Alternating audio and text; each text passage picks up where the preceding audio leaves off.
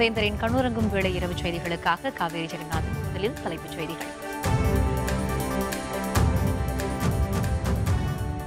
நாட்டின் பாதுகாப்பு விஷயத்தில் விளையாடும் எதிர்க்கட்சியினர், பிரதமர் நரேந்திர மோடி குற்றச்சாட்டு.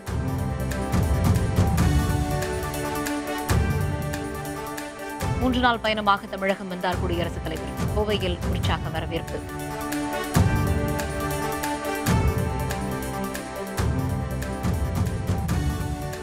திமுக வெற்றிக்கு அர்ப்பணிப்பு உணர்வுடன் செயல்படுங்கள். ஐஜேகே நிறுவனர் தலைவர் டாக்டர் பாரிவேந்தர் அறிவுறுத்தல்.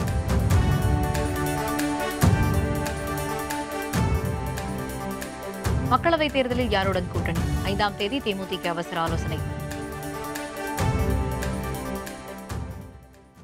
ஊழல் செய்வதில் இணையும் எதிர்க்கட்சியினர் தம்மை வீழ்த்தவும் ஒன்று சேர்ந்துள்ளதாக பிரதமர் மோடி தெரிவித்துள்ளார். பீகார் மாநிலம் பாட்னாவில் நடைபெற்ற தேர்தல் பிரச்சாரக் கூட்டத்தில் பேசிய அவர், சமீபத்தில் வீரமரணம் அடைந்த தமது தியாகிகளுக்கு தாம் தலைவணங்குவதாக குறிப்பிட்டார். மறைந்த வீரர்களின் குடும்பத்தினருக்கு நாம் அனைவரும் ஆதரவாக இருப்போம் என்று கேட்டுக் கொண்டார்.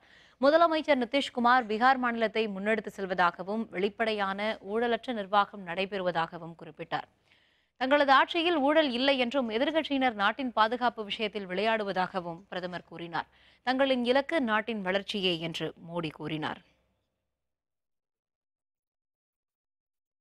ரஃபேல் விமான தாமதத்திற்கு பிறகு மோடி மட்டுமே பொறுப்பு என காங்கிரஸ் தலைவர் ராகுல் காந்தி குற்றம் சாட்டியுள்ளார். ரஃபேல் போர் விமானம் இந்தியாவிடம் தற்பொழுது இருந்திருந்தால் இன்றைய நிலைமையே வேறு, இதை எதிர்க்கட்சிகள் புரிந்து கொண்டிருப்பார்கள் என்று பிரதமர் மோடி தெரிவித்திருந்தார். ரஃபேல் விமானத்தில் எதிர்க்கட்சிகள் செய்த அரசியலால் தான் நமக்கு பாதிப்பு ஏற்பட்டதாக கூறியிருந்தார். பிரதமரின் இந்த கருத்துக்கு ராகுல் காந்தி ட்விட்டரில் இன்று பதிலடி கொடுத்துள்ளார். நீங்கள் 30,000 கோடி ரூபாய் பணத்தை உங்கள் நண்பர் அனில் அம்பானிக்கு கொடுத்துள்ளீர்கள் என்று கூறியுள்ளார். ரஃபேல் போர் விமானம் தாமதத்திற்கு பிரதமர் மோடி மட்டுமே பொறுப்பு என்றும் ராகுல் காந்தி தெரிவித்துள்ளார். தமிழகத்தில் 3 நாள் பயணமாக கோயம்புத்தூர் வந்துள்ள குடியரசுத் தலைவர் ராம்நாத் கோவிந்திற்கு ஆளுநர், அமைச்சர்கள் உற்சாக வரவேற்பு அளித்தனர். தில்லியில் இருந்து தனி விமானம் மூலம் கோவை வந்த குடியரசுத் தலைவரை ஆளுநர் பன்வாரிலால் புரோஹித், அமைச்சர் SP வேலுமணி மற்றும் உயரதிகாரிகள் வரவேற்றனர். இன்றிரவு கோவை விருந்தினர் மாளிகையில் ஓய்வெடுக்கும் குடியரசுத் தலைவர் நாளை காலை சூலூர் விமானப்படை தளத்தில் நடைபெறும் கலர்ஸ் பிரசன்டேஷன் நிகழ்ச்சியில் பங்கேற்கிறார். இதனைத் தொடர்ந்து நாளை மாலை வெள்ளையங்கிரி மலையடிவாரத்தில் உள்ள ஈஷா யோகா மையத்திற்கு செல்லும் அவர் மகா சிவராத்திரி நிகழ்ச்சியை தொடங்கி வைக்கிறார். குடியரசுத் தலைவர் வருகையையொட்டி 3175 காவலர்கள் பாதுகாப்பு பணியில் ஈடுபடுத்தப்பட்டுள்ளனர். மேலும் மேற்கு தொடர்ச்சி மலைப் பகுதிகளிலும் தீவிர கண்காணிப்பு மேற்கொள்ளப்பட்டுள்ளது. நடைபெறவுள்ள நாடாளுமன்ற தேர்தலில் திமுக கூட்டணி தோழமை கட்சியினருடன் ஒன்றிணைந்து செயல்பட்டு வெற்றி பெற தியாக உணர்வுடன் பாடுபடுமாறு இந்திய ஜனநாயக கட்சியின் நிறுவனர் தலைவர் டாக்டர் பாரிவேந்தர் தொண்டர்களுக்கு அறிவுறுத்தியுள்ளார். சேலம் மாவட்டம் ஏற்காட்டில் உள்ள ACK பிளாசா ஹோட்டலில் பார்கவகுல முன்னேற்ற சங்கத்தின் 2 நாள் தலைமை பண்பு பயிற்சி பட்டறை முகாம் நடைபெற்றது. 2வது நாளாக இன்று நடைபெற்ற பயிற்சி பட்டறையில் கலந்து கொள்ள ஏற்காடு வந்த இந்திய ஜனநாயக கட்சியின் நிறுவனர் தலைவர் டாக்டர் பாரிவேந்தருக்கு உற்சாக வரவேற்பு அளிக்கப்பட்டது.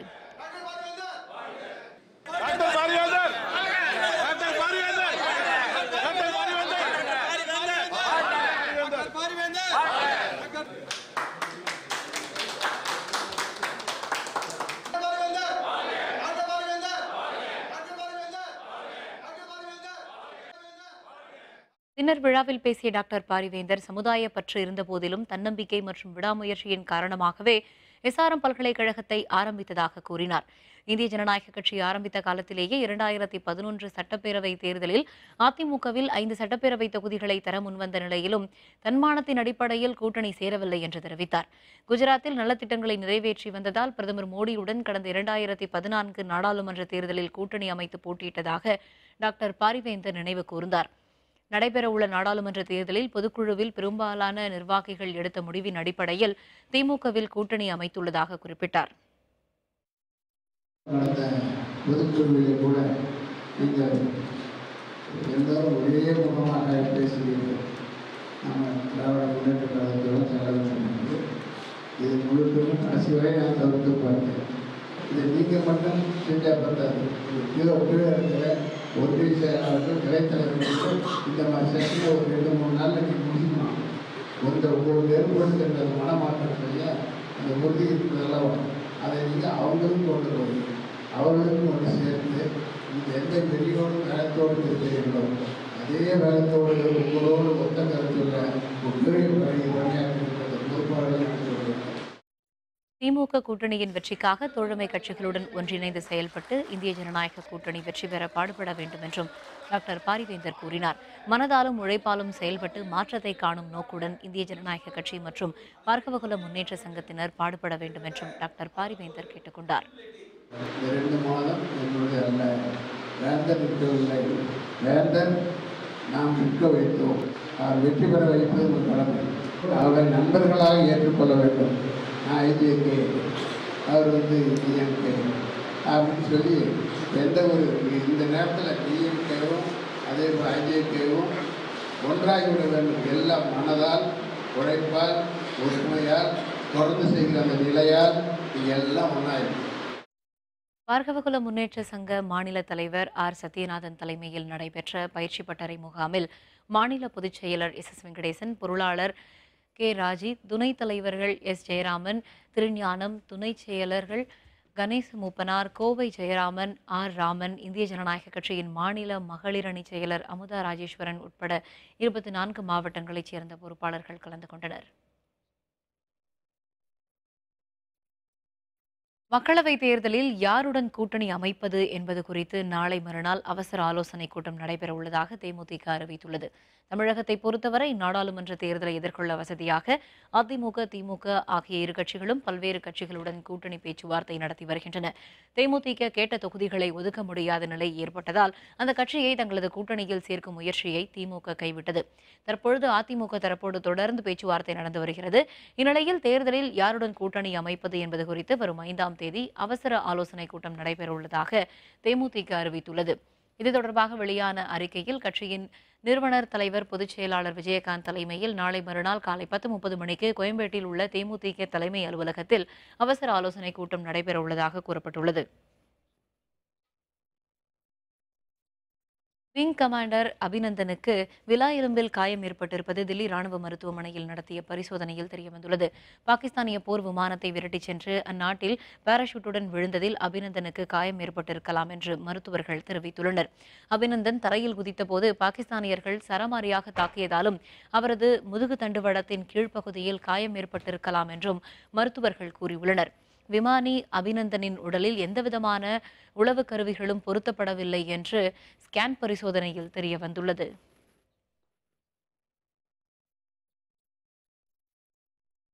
ஜம்மு காஷ்மீர் மாநிலத்தில் பாதுகாப்பு படையினருக்கும் பயங்கரவாதிகளுக்கும் இடையே 56 மணி நேரமாக நடந்த துப்பாக்கிச் சண்டையில் 2 பயங்கரவாதிகள் உட்பட 8 பேர் உயிரிழந்தனர். ஜம்மு காஷ்மீரின் ஹந்த்வாரா பகுதியில் பயங்கரவாதிகள் பதுங்கியிருப்பதாக கிடைத்த தகவலின் பேரில் அங்கு சென்று தேடுதல் வேட்டையில் ஈடுபட்ட வீரர்கள் மீது பயங்கரவாதிகள் தாக்குதல் நடத்தினர். பாதுகாப்பு படையினரும் பதிலடி கொடுத்தனர். தொடர்ந்து 3வது நாளாக பயங்கரவாதிகளுடன் வீரர்கள் துப்பாக்கிச் சண்டை நடத்தினர். குப்வாரா தாக்குதலில் பயங்கரவாதிகள் 2 பேர், சிஆர்பிஎஃப் வீரர்கள் 3 பேர், ஜம்மு காஷ்மீரின் போலீசார் 2 பேர் உட்பட மொத்தம் 8 பேர் உயிரிழந்ததாக காஷ்மீர் காவல் கண்காணிப்பாளர் SP வாணி தெரிவித்துள்ளார். வருகிற மக்களவைத் தேர்தலில் மதசார்பற்ற ஐக்கிய ஜனதா தளம் கட்சி காங்கிரசுடன் கூட்டணி அமைக்கும் என முன்னாள் பிரதமர் தேவகவுடா தெரிவித்துள்ளார். நாடாளுமன்ற தேர்தலில் காங்கிரஸ், பாரதிய ஜனதா ஆகிய 2 பெரிய கட்சிகளுக்கு எதிராக சில மாநில கட்சிகளை ஒன்றிணைத்து 3வது அணியை உருவாக்க ஆந்திர முதல்வர் சந்திரபாபு நாயுடு, மேற்கு வங்க முதல்வர் மம்தா பானர்ஜி ஆகியோர் முயற்சித்தனர். இதற்கு மதசார்பற்ற ஜனதா தளம் கட்சியினர் தலைவரும் முன்னாள் பிரதமருமான தேவகவுடா முன்னர் ஆதரவு தெரிவித்திருந்தார். இந்நிலையில் பெங்களூருவில் இன்று செய்தியாளர்களை சந்தித்த தேவகவுடா, மதசார்பற்ற ஐக்கிய ஜனதா தளம் கட்சி காங்கிரசுடன் கூட்டணி அமைத்து வரும் நாடாளுமன்ற தேர்தலை சந்திக்கும் என்று கூறினார். மதசார்பற்ற சக்திகளுக்கு மீண்டும் புத்துயிரூட்டும் வகையில் 10 நாட்களில் தங்களிடையே தொகுதி உடன்பாடு கையெழுத்தாகும் என்றும் தெரிவித்தார்.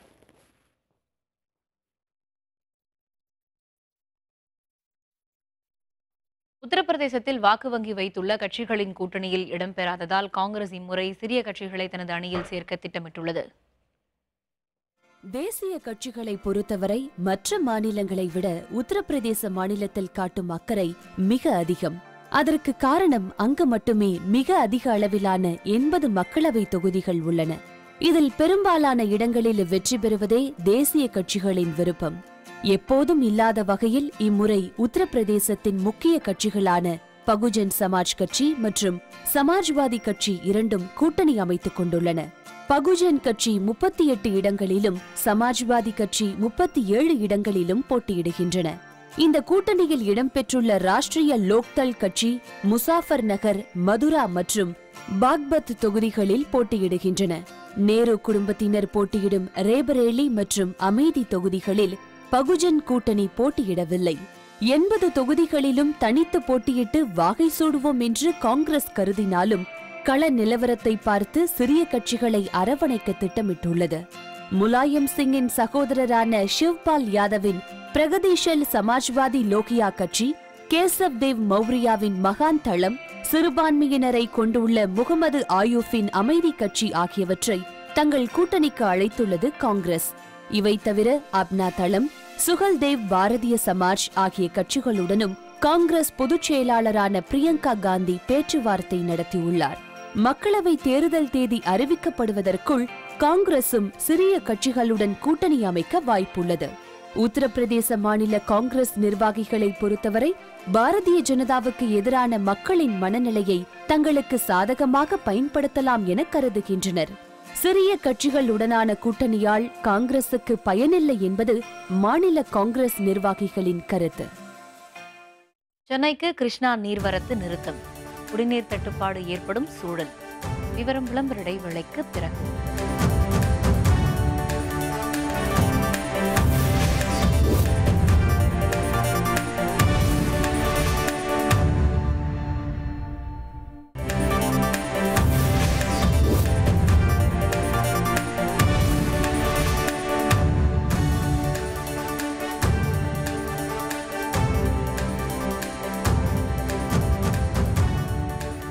செய்திகள் தொடர்கின்றன. மாற்றுத்திறனாளிகளுக்கு 4% இடஒதுக்கீட்டை நடைமுறைப்படுத்தி சிறந்த அரசாக செயல்பட்டு வருவதாக ஈரோட்டில் நடைபெற்ற விழாவில் பள்ளிக்கல்வித்துறை அமைச்சர் கே.ஏ. செங்கோட்டையன் தெரிவித்துள்ளார்.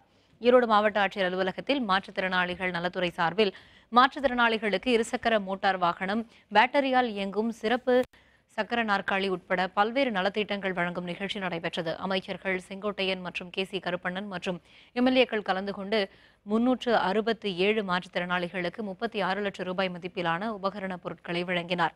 பின்னர் செய்தியாளர்களுடன் பேசிய அமைச்சர் செங்கோட்டையன், தமிழகத்திலேயே முதன்முறையாக ஈரோட்டில்தான் மாற்றுத்திறனாளிகளுக்கு பேட்டரி மூலம் இயக்கப்படும் சக்கர நாற்காலிகள் வழங்கப்பட்டுள்ளதாக கூறினார். தொடர்ந்து புதிய திட்டங்கள் செயல்படுத்தப்படும் என்றும் அவர் தெரிவித்தார். மாற்றுத்திறனாளிகளுக்காகவே இந்த அரசு புதிய திட்டங்களை கொண்டு வந்து அவருடைய எதிர்கால வாழ்க்கையில் மாற்றுத்திறனாளியுடைய வாழ்க்கை உயர்வதற்கு 4% இட ஒதுக்கீடுகளை வழங்கலாம் என்று ஆணை பிறப்பித்ததை மாண்புமிகு அம்மாவுடைய அரசு என்பதையும் நான் இந்த நேரத்தில் தெரிவித்துக் கொள்கிறேன்.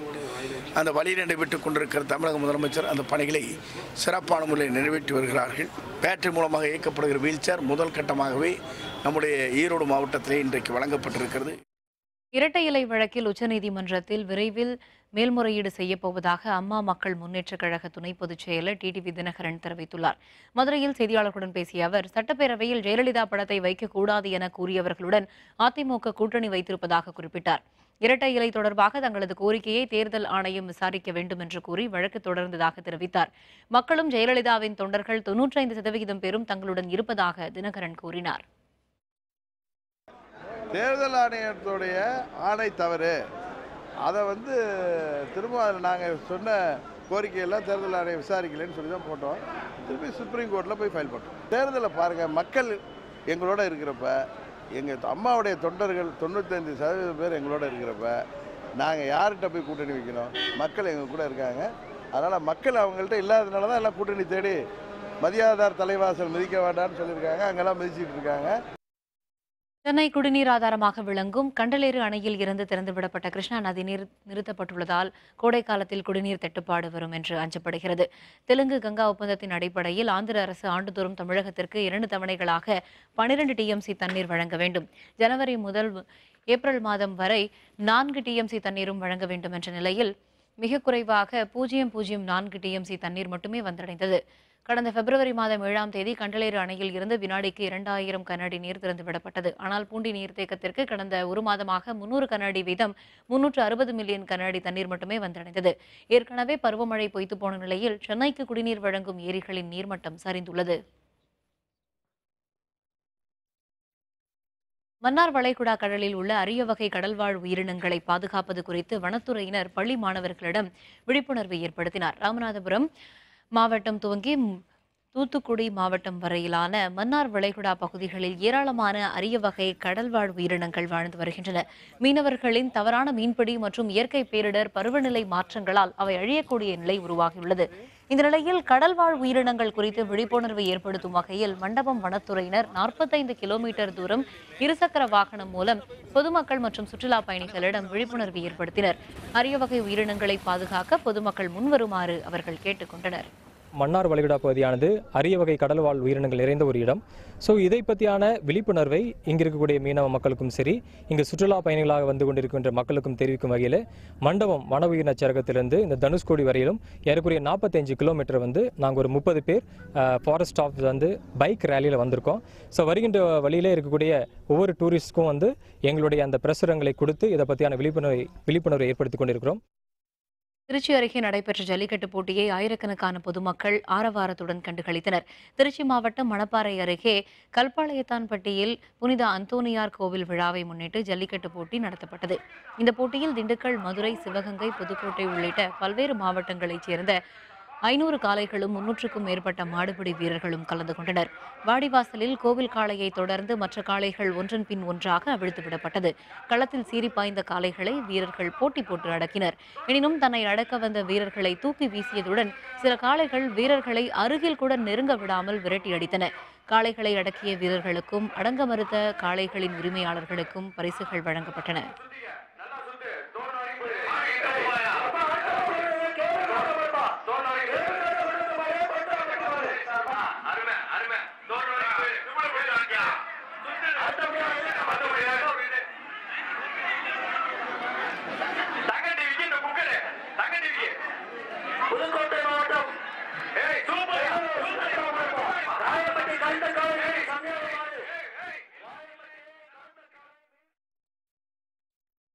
சிவகங்கை மாவட்டம் திருப்புவனத்தில் நடைபெற்ற வடமாடு மஞ்சு விரட்டு போட்டியை பார்வையாளர்கள் உற்சாகத்துடன் கண்டு ரசித்தனர்.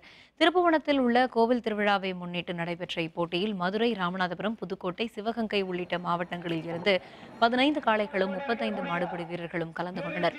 காளையை அடக்க 9 பேர் கொண்ட குழு பிரிக்கப்பட்டு ஒவ்வொரு குழுவிற்கும் 25 நிமிடம் ஒதுக்கப்பட்டது. புழுதி மண் பறக்க களத்தில் துள்ளி குதித்த காளைகளை வீரர்கள் தீரத்துடன் போட்டி போட்டு அடக்கினர். அதே நேரத்தில் அடக்க வந்த வீரர்கள் சிலரையும் காளைகள் பதம் பார்த்தன. காளைகளை அடக்கிய வீரர்களுக்கும் பிடிபடாத காளைகளின் உரிமையாளர்களுக்கும் மிக்சி, குக்கர், பீரோ உள்ளிட்ட பரிசு பொருட்கள் வழங்கப்பட்டன.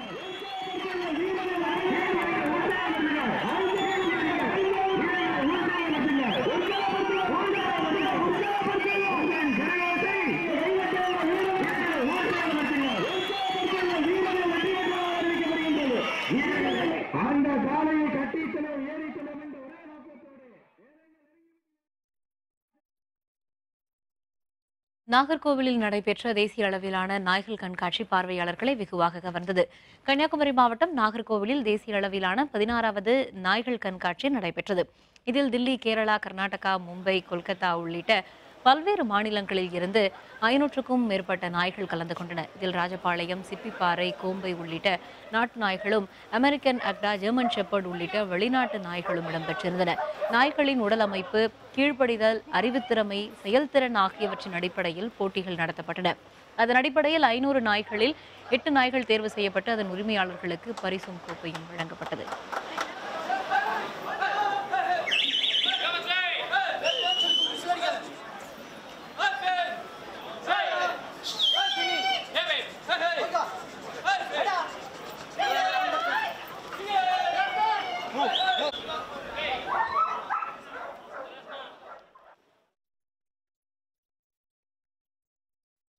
இனி செய்திகளின் தொகுப்பை காணலாம். மேகதாது அணை விவகாரத்தில் இரு மாநில அரசுகளிடையே ஒருங்கிணைப்பு இல்லை என கர்நாடக பொதுப்பணித்துறை அமைச்சர் ரேவண்ணா தெரிவித்துள்ளார். காஞ்சிபுரத்தில் உள்ள காமாட்சி அம்மன் மற்றும் வரதராஜ பெருமாள் கோவில்களில் ரேவண்ணா இன்று சுவாமி தரிசனம் செய்தார். அவரது வருகையை முன்னிட்டு சிறப்பு பூஜைகள் நடத்தப்பட்டன. சுவாமி தரிசனம் முடித்துக் கொண்டு செய்தியாளர்களுடன் பேசிய அவர் ஆண்டுதோறும் தாம் காஞ்சிபுரம் கோவிலுக்கு வருவதாக தெரிவித்தார்.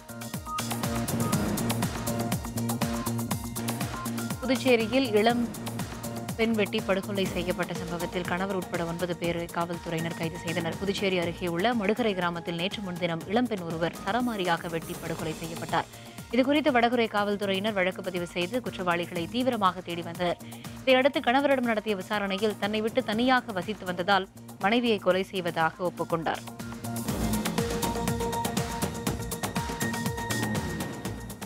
உலக உணவு தினத்தையொட்டி திருவண்ணாமலையில் உள்ள காது கேளாதோர் பள்ளியில் மாணவ மாணவிகளுக்கு உணவு பாதுகாப்பு குறித்து விழிப்புணர்வு ஏற்படுத்தப்பட்டது. ஆண்டுதோறும் மார்ச் 3ஆம் தேதி உலக உணவு நாளாக கொண்டாடப்பட்டு வருகிறது. இதனையொட்டி திருவண்ணாமலையில் உள்ள ரங்கம்மாள் காது கேளாதோர் பள்ளியில் மாணவ மாணவிகள் உணவை வீணாக்கக்கூடாது என்றும் பாதுகாக்க வேண்டும் என்றும் மற்றவர்களுடன் பகிர்ந்து உண்ண வேண்டும் என்றும் உறுதிமொழி எடுத்துக் கொண்டனர். வங்கதேசத்திற்கு எதிரான முதல் டெஸ்ட் நியூசிலாந்து அபார வெற்றி. விவரம் விளம்பர இடைவேளைக்கு பிறகு.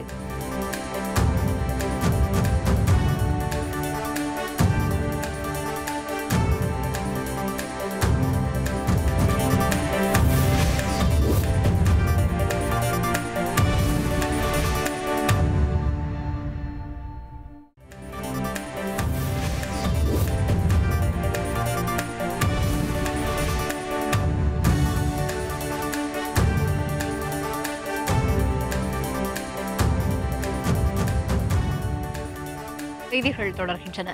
வங்கதேசத்திற்கு எதிரான முதல் போட்டியில் நியூசிலாந்து அணி ஒரு இன்னிங்ஸ் மற்றும் 52 ரன்னில் அபார வெற்றி பெற்றுள்ளது. நியூசிலாந்து வங்கதேச அணிகளுக்கு இடையிலான முதல் டெஸ்ட் போட்டி ஹாமில்டனில் நடந்தது. டாஸ் வென்ற நியூசிலாந்து அணி பந்து வீச்சை தேர்வு செய்தது. வங்கதேசம் முதல் இன்னிங்ஸில் 234 ரன்களை எடுத்தது. தொடக்க வீரர் தமீம் இக்பால் 126 ரன்கள் அடித்தார். ஆனால் மற்ற வீரர்கள் சிறப்பான ஆட்டத்தை வெளிப்படுத்தவில்லை. நியூசிலாந்து சார்பில் வாக்னர் 5 விக்கெட்டுகளை வீழ்த்தினார். பின்னர் முதல் இன்னிங்ஸை தொடங்கிய நியூசிலாந்து அணியின் கேன் வில்லியம்சன் இரட்டை சதம் அடித்தார். ஜீத் ராவல் 132 ரன்களும் டாம் லாத்தம் 161 ரன்களும் குவித்ததால் நியூசிலாந்து முதல் இன்னிங்ஸில் 6 விக்கெட் இழப்பிற்கு 715 ரன் எடுத்து டிக்ளேர் செய்தது. பின்னர் இரண்டாவது இன்னிங்ஸை ஆடிய வங்கதேச அணி அனைத்து விக்கெட்டுகளையும் இழந்து 429 ரன்களை எடுத்தது. இதனால் நியூசிலாந்து ஒரு இன்னிங்ஸ் மற்றும் 52 ரன்கள் வித்தியாசத்தில் அபார வெற்றி பெற்றது. இந்த வெற்றி மூலம் 3 போட்டிகள் கொண்ட டெஸ்ட் தொடரில் நியூசிலாந்து 1-0 என்ற கணக்கில் முன்னிலையில் உள்ளது. காற்றின் திசை மாறுபாடு காரணமாக தமிழகம் புதுவையில் ஒரு சில இடங்களில் லேசான மழைக்கு வாய்ப்பு உள்ளதாக சென்னை வானிலை ஆய்வு மையம் தெரிவித்துள்ளது. தென் தமிழக பகுதிகளில் நிலவி வரும் காற்றின் திசை மாறுபாடு காரணமாக தமிழகம் புதுவையில் ஒரு சில இடங்களில் லேசான மழைக்கு வாய்ப்புள்ளதாக கூறப்பட்டுள்ளது. தமிழகத்தின் உள் மாவட்டங்களில் இயல்பை விட 2 அல்லது 3 டிகிரி செல்சியஸ் வெப்பநிலை இருக்கும் என்றும் தெரிவிக்கப்பட்டுள்ளது. சென்னையை பொறுத்தவரை வானம் மேகமூட்டத்துடன் காணப்படும் என்றும் வானிலை ஆய்வு மையம் தெரிவித்துள்ளது. மீண்டும் தலைப்புச் செய்திகள். நாட்டின் பாதுகாப்பு விஷயத்தில் எதிர்க்கட்சியினர் விளையாடுவதாக பிரதமர் நரேந்திர மோடி குற்றம் சாட்டியுள்ளார்.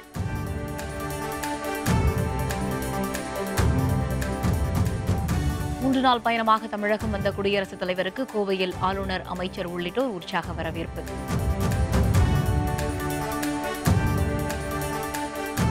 திமுக வெற்றிக்கு அர்ப்பணிப்பு உணர்வுடன் செயல்பட வேண்டும். தொண்டர்களுக்கு ஐஜேகே நிறுவனர் தலைவர் டாக்டர் பாரிவேந்தர் அறிவுறுத்தியுள்ளார்.